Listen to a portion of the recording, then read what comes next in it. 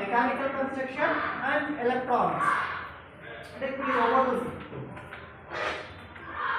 ఈ రోబోట్ని ఎలా కన్స్ట్రక్ట్ చేయాలి? రైట్, ఫస్ట్ ఈ ప్లేట్ తీసుకోవాలి, తర్వాత మీకు కావాల్సిన స్క్రూస్ తీసుకోవాలి. ఇక్కడ కూడా మీకు బ్యాక్ సైడ్ స్క్రూస్ ఉన్నాయి. ఓకే, ఈ మోటార్ని కరెక్ట్గా స్క్రూస్తో కనెక్ట్ చేయాలి. రైట్, తర్వాత ఈ వీల్స్,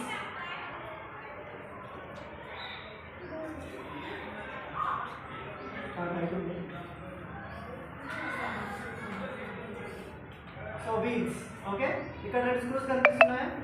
ఈ స్క్రూస్లో నేను ఈ మెటల్ ప్లేట్కి దీన్ని కనెక్ట్ చేస్తాను. ఇప్పుడు కనిపిస్తే మీకు 2 టైప్స్ ఆఫ్ స్ట్రక్చర్స్ కనిపిస్తుంది. ఏ స్ట్రక్చర్ ఎందుకు సెలెక్ట్ చేసుకోవాలి? దీంట్లో వెయిట్ ఎక్కువ ఉండాలి, తక్కువ ఉండాలి, సైజ్ ఎక్కువ ఉండాలి, తక్కువ ఉండాలి. అదే లెవెల్ 1లో మేము మొత్తం దాని స్ట్రక్చర్ మీద మాత్రమే వర్క్ చేస్తాం అన్నమాట. ఓకే, మెకానికల్ కన్స్ట్రక్షన్, డిఫరెంట్ రోబోట్స్ని ఎలా కనెక్ట్ చేసుకోవాలని దాని. దెన్ లెవెల్ 2లో వస్తే దాన్ని ప్రోగ్రామింగ్ చేయడం. ప్రోగ్రామింగ్ అంటే తెలుసా? కోడింగ్. రైట్, సాఫ్ట్వేర్ కోడింగ్ చేస్తారు కదా, అలాగే కోడింగ్ యూజ్ చేస్తారు లెవెల్ 2.